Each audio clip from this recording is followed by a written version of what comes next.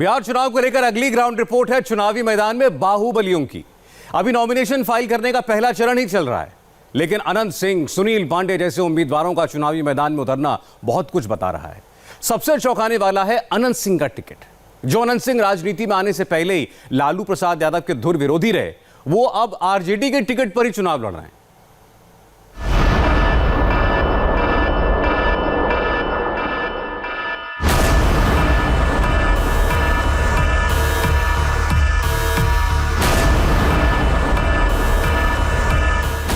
बिहार चुनाव में नॉमिनेशन का रेला लगा, बाहुबलियों की रैली सजी। यूं कहिए, इस चुनाव में भी बाहुबलियों की बहार क्या खूब बा। अभी तो नॉमिनेशन का पहला दौर ही है, मगर दागियों बाहुबलियों की कतार क्या खूब बा। मिसाल के लिए अनंत सिंह जेडीयू निर्दलीय अब आरजेडी, सुनील पांडे जेडीयू एलजेपी अब निर्दलीय। मोकामा के छोटे सरकार कहे जाने वाले अनंत सिंह, जो जेडीयू से पाला बदलकर पिछले चुनाव में निर्दलीय जीते थे, इस बार राष्ट्रीय जनता दल की मुहर लेकर मैदान में हैं।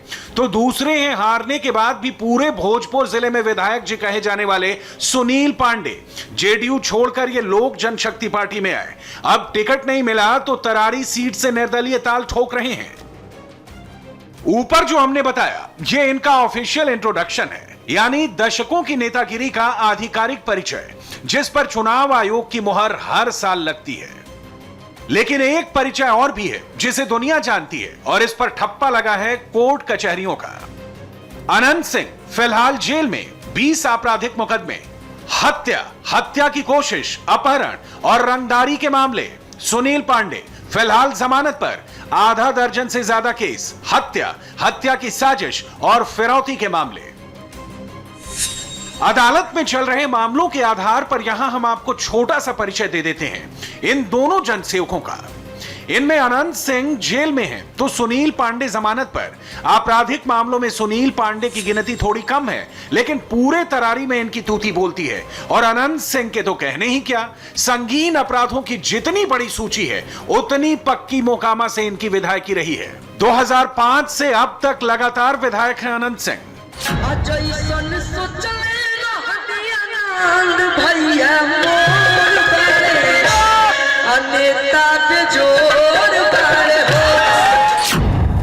अनंत सिंह की हिस्ट्री शीट तमाम थानों और अदालतों में दर्ज है, लेकिन छोटी सरकार का काफिला जब मोकामा से गुजरता है तो जयकारा कुछ ऐसे लगता है। और यह सिलसिला पिछले 15 साल से लगातार जारी है।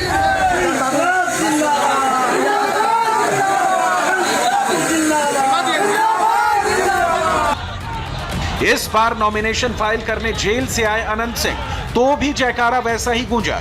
इस बार तो टिकट भी राष्ट्रीय जनता दल जैसी पार्टी ने थमा दिया है। बिहार चुनाव में बाहुबलियों को टिकट कोई नई बात नहीं है, लेकिन इस चुनाव में सबसे ज्यादा चर्चा का विषय है अनंत सिंह को आरजेडी का टिकट, क्योंकि लालू यादव और अनंत सिंह की सियासी रंजिश 20 साल पुरानी है। उस दौर में अनंत सिंह नीतीश कुमार के करीबी रहे और नीतीश कुमार ने ही उन्हें पहला चुनावी टिकट दिया। लेकिन 2015 में लालू नीतीश का गठबंधन टूटा, तो लालू के कहने पर ही मोकामा से अनंत सिंह को टिकट नहीं दिया गया। लेकिन तेजस्वी यादव के राज में बदलाव की बात करने वाली आरजेडी ने अनंत सिंह के हिस्ट्री शीट को दरकिनार कर उन्हें अपना चुनावी प्रतिनिधि बना लिया। हालांकि नॉमिनेशन फाइल करते वक्त आरजेडी का कोई बड़ा नेता अनंत सिंह के जुलूस में मौजूद नहीं था। मोकामा के बारे में कहा भी जाता है कि यहां अनंत सिंह को किसी की जरूरत भी नहीं। मोकामा में जो अनंत सिंह बोल दें वही नारा हो जाता है। अनंत सिंह का यह अंदाज नया नहीं है। जेडीयू के साथ वाले दिनों में वो लालू प्रसाद यादव को भी जेल भेजने की बात किया करते थे, लेकिन इस बार अपनी हिस्ट्री शीट की वजह से अनंत सिंह को भी ये डर सता रहा है कि कहीं उनका नामांकन खारिज न हो जाए। लिहाजा अपने साथ पत्नी नीलम देवी का भी नॉमिनेशन फाइल करवा दिया।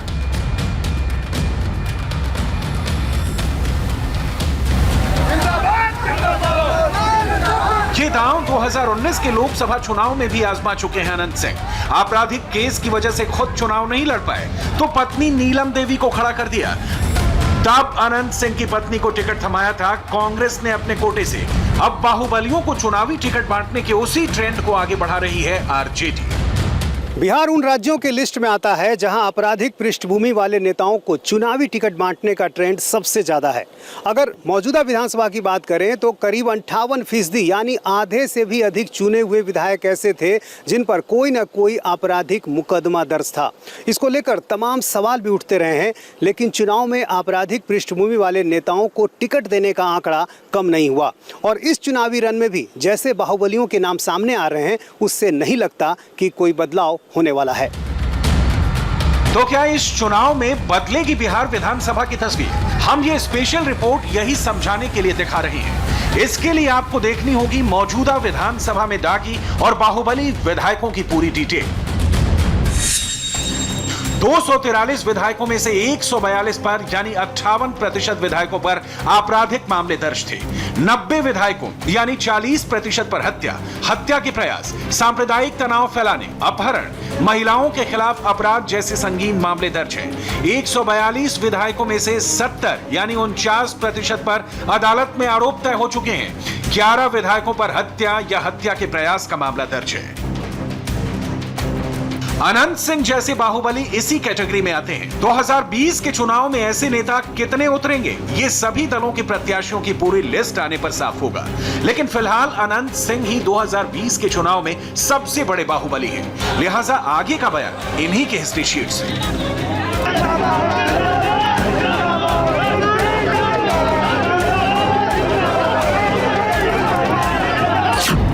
वैसे तो अनंत सिंह की हिस्ट्री शीट 3 दशक पुरानी है, मगर ये तस्वीरें 5 साल ही पुरानी है। यानी 2015 जब बरसों की सियासी रंजिश को भुलाकर लालू प्रसाद यादव और नीतीश कुमार एक साथ आए थे।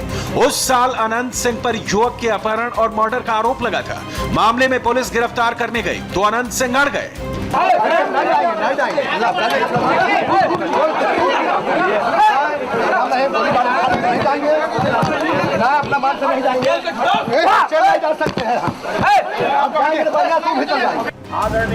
जेल के साथ 2015 का वो साल अनंत सिंह को लेकर सियासी घमासान वाला भी था। लालू प्रसाद यादव के साथ गठबंधन और अनंत सिंह पर मर्डर का केस होने के बाद नीतीश कुमार पर दबाव था। लिहाजा उस साल अनंत सिंह का मोकामा से जेडीयू का टिकट कट गया।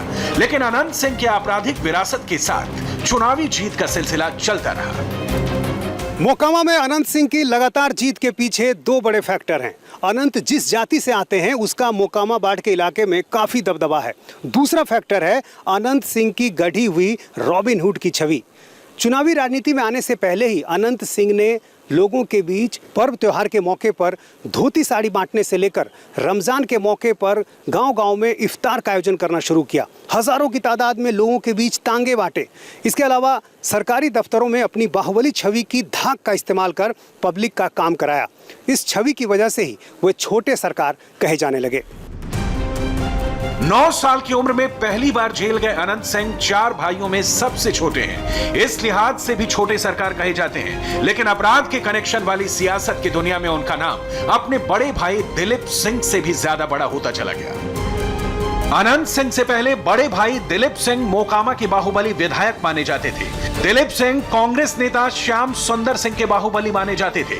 1985 में दिलीप सिंह श्याम सुंदर सिंह के खिलाफ मोकामा से खड़े हुए और चुनाव जीत गए। 1990 के चुनाव में दिलीप सिंह लालू प्रसाद यादव के संपर्क में आए और जनता दल के टिकट पर जीत गए। 2 बार विधायक बनने के बाद दिलीप सिंह साल 2000 में दूसरे निर्दलीय बाहुबली विधायक सूरजभान सिंह से हार गए।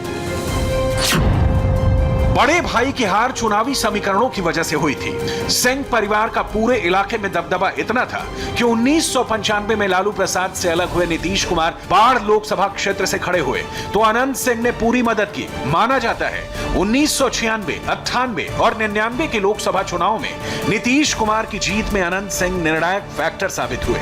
2004 की एक चुनावी सभा में तो अनंत सिंह ने नीतीश कुमार को चांदी के सिक्कों से तुलवा दिया था। नीतीश कुमार के साथ अनंत सिंह का सियासी ग्राफ और आपराधिक मुकदमों की फहरिस्त दोनों ही बड़ी होती चली गई। उन मुकदमों की एक पूरी अलग कहानी है, जिसमें से ज्यादातर में अनंत सिंह को बेल मिल चुकी है। लेकिन मोकामा वाले घर से बरामद AK-47 और हैंड ग्रेनेड जैसे प्रतिबंधित हथियारों के मुकदमे में जो आर्म्स एक्ट लगा है, उसमें अब भी जेल काट रहे हैं अनंत सिंह। जेडीयू के साथ जिस दौर में अनंत सिंह का बाहुबली कद बड़ा हो रहा था, उसी दौर में सुनील पांडे भी जेडीयू में चमकने लगे थे। जेडीयू के टिकट पर सुनील पांडे समता पार्टी के टिकट पर साल 2000 में ही पीरो विधानसभा से चुनाव जीत कर आए थे। उस साल जब नीतीश कुमार को बहुमत साबित करना था, तो सुनील पांडे और अनंत सिंह ने तमाम बाहुबलियों को नीतीश सरकार के समर्थन में खड़ा कर दिया। हालांकि तब नीतीश कुमार की सरकार बहुमत के बिना गिर गई, लेकिन सुनील पांडे का कद पार्टी में बड़ा होता चला गया और आपराधिक आरोपों की हिस्ट्री शीट भी। पहला मामला 2003 में डॉक्टर रमेश चंद्रा के अपहरण का था, जिसमें 3 लोगों के साथ सुनील पांडे को सजा सुनाई गई। लेकिन 2005 में नीतीश कुमार सत्ता में आए। 2008 में मामला हाईकोर्ट में पहुंचा और यहां से सुनील पांडे बरी हो गए। लेकिन ऐसे आपराधिक आरोपों का सिलसिला थमा नहीं। 2012 में रणवीर सेना के मुखिया ब्रह्मेश्वर सिंह की हत्या के साथ आरा सिविल कोर्ट बम धमाकों में सुनील पांडे का नाम आया और मुकदमे चलते रहे, और इसके साथ सियासत भी। 2015 में हालांकि वो चुनाव हार गए और नीतीश कुमार का साथ भी छूट गया, लेकिन बाहुबल की वो डुगडुगी एक बार फिर से सुनाई दे रही है। उम्मीदवारी भले ही निर्दलीय है। तो ना जातिवाद कहीं जा रहा है, ना बाहुबलियों का इस बार सितारों की तरह चुनाव में चमकना आपको खत्म होता दिखेगा। सब कुछ जारी है पहले की तरह, लेकिन क्या बदल रहा है बिहार के चुनाव में इस बार, आपको बताएंगे नीतीश चंद्र। सीधे आपको पटना लेकर चलते हैं। नीतीश पिछले 20 वर्षों से ज्यादा से 2 दशक से ज्यादा वक्त से बिहार की राजनीति को और उसके सारे उतार चढ़ाव को देख रहे हैं। कौन सा नेता चढ़ा, कौन सा नेता उतरा कुर्सी पर से।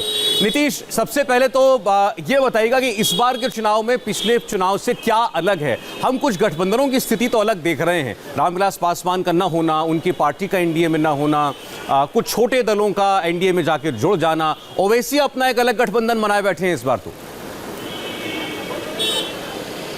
बिल्कुल, इस बार बिल्कुल नई तस्वीर दिख रही है। देखिए, पहले मोटे तौर पर एनडीए और महागठबंधन, ये 2 महागठबंधनों के बीच मुकाबला दिखता था, लेकिन इस बार इनकी संख्या लगभग बढ़कर 5 हो गई है। और जो कई नए चेहरे मैदान में आए, उन्होंने एक गठबंधन बना लिया। उपेंद्र कुशवाहा जब महागठबंधन से अलग हुए तो उन्होंने पहले ओवैसी के साथ गठबंधन बनाया, लेकिन बाद में इस गठबंधन में उन्होंने पप्पू यादव, उपेंद्र कुशवाहा को भी शामिल कर लिया है, तो ये गठबंधन और बड़ा हो गया। और इसी तरह कई और दूसरे ऐसे खिलाड़ी जो किसी कारण से, जिनकी अपने पहले के जो साथी उनके दल थे उनसे नहीं बनी, या फिर जातीय समीकरणों को देखकर अलग अलग गठबंधन बना लिया। तो इस तरह से बिहार में अभी एनडीए और महागठबंधन के अलावा 3 और ऐसे गठबंधन हो गए। और सबसे खास बात कि जो चिराग पासवान का फैक्टर है, वो बिल्कुल एक नया फैक्टर है। किसी ने नहीं सोचा था कि ऐसी तस्वीर हो जाएगी। और चिराग पासवान ने जिस तरह से ऐलान कर दिया है कि वो सभी जेडीयू के उम्मीदवार जहां पर हैं उनके सामने वो अपने उम्मीदवार देंगे, और उनकी पहले चरण की लिस्ट भी आ गई है। तो ऐसे में जाहिर है ये चुनाव इस बार काफी दिलचस्प हो गया है। लेकिन एक तस्वीर नहीं बदल रही, और वो है ये दागियों की और बाहुबलियों की। लगता है कि नेता बाहुबल के बगैर चुनाव लड़ ही नहीं सकते, कम से कम बिहार जैसे राज्य में। और अभी हमने रिपोर्ट में दिखाया कई ऐसे चेहरे हैं जिनके ऊपर जाने कितने मुकदमे हैं, दर्जनों आपराधिक केस चल रहे हैं। लगभग 150 के करीब तो दागी विधायक मौजूदा विधानसभा में हैं, और लगता नहीं, पता नहीं इस बार उनमें से कितने रिपीट हो जाएंगे। बिल्कुल, देखिए, बाहुबली तो ऐसा लगता है कि सबों की मजबूरी दिखाई दे रही है, और इस बार बिल्कुल हैरान करने वाली चीज़ें भी दिखाई दे रही है। मसल और मनी, चूंकि दोनों चीज़ें इस बाहुबलियों के पास है, तो ऐसे में शायद राजनेता इन्हें जीत की गारंटी समझते हैं। और आप देखिए, कुछ नाम आप देखेंगे तो चौंक जाएंगे। जिस राजवल्लभ यादव पर नाबालिग लड़की के साथ रेप का आरोप है, सजा याफ्ता है, बावजूद उनकी पत्नी को टिकट दे दिया गया। अरुण यादव आरजेडी के हैं, उन पर भी एक रेप का आरोप है, उनकी पत्नी को दे दिया गया। अनंत सिंह, जो कि 20 साल तक जिन्होंने विरोध किया लालू का, उनको आरजेडी ने टिकट दे दिया है। तो इस तरह से कई ऐसे नाम हैं। रघुवंश प्रसाद सिंह के धुर विरोधी रामा सिंह बाहुबली नेता हैं, उनके आने का विरोध किया था रघुवंश प्रसाद सिंह ने। अपने आखिरी दिनों में चिट्ठी तक लिखी थी, विरोध था। लेकिन रघुवंश प्रसाद की मौत होती है तो रामा सिंह को पार्टी में शामिल करा लिया गया, और रामा सिंह की पत्नी को अभी सिंबल भी दे दिया गया है। तो इस हद तक जो एक तरह से कहें कि मजबूरी दिखाई देती है, ये हैरान करने वाली है कि चाहे कुछ भी हो जाए, चाहे लाख सवाल उठे, सुप्रीम कोर्ट के निर्देशों की तमाम बातें आती रहती हैं, बावजूद बाहुबलियों को टिकट देने में किसी को गुरेज नहीं है। मोटे तौर पर साफ दिखाई दे रहा है कि बाहुबली चूंकि एक तरह से जीत की गारंटी है, इनके पास पैसा है, इनके पास पावर है, इनके पास ताकत है, तो ऐसे में दाग चाहे जैसे भी हो, लेकिन इनके साथ रहना जीत की गारंटी है और यही कारण लेकिन है कि नीतीश इस एक बार बात समझाइए, बाहुबलियों वैसे की तो बड़ा भरमार बुनियादी दिखाई सा दे रही है। सवाल है, लेकिन चूंकि आप चीजों को बारीकी से समझते हैं, अब ये जो बाहुबली हैं जितने भी, ये अगर निर्दलीय लड़े तो खुद जीत जाए, चाहे इनका प्रभाव या इनका वर्चस्व 1 या 2 सीट से ज्यादा कहां पर होगा? ऐसी क्या मजबूरी हो जाती है बड़े राजनीतिक दलों की कि बदनामी मोल लेकर भी इनको टिकट दें?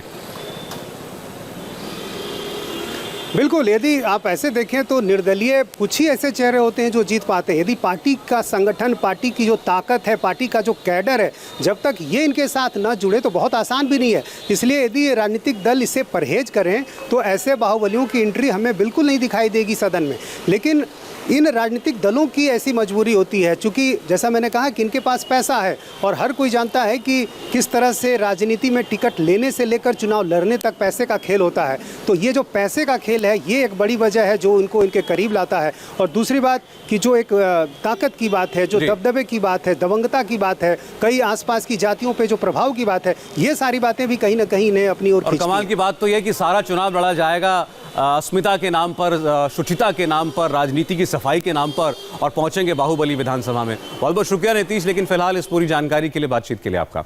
एक ब्रेक के लिए हमको रुकना पड़ेगा। ब्रेक के बाद लौटते हैं इस वक्त की हेडलाइंस के साथ।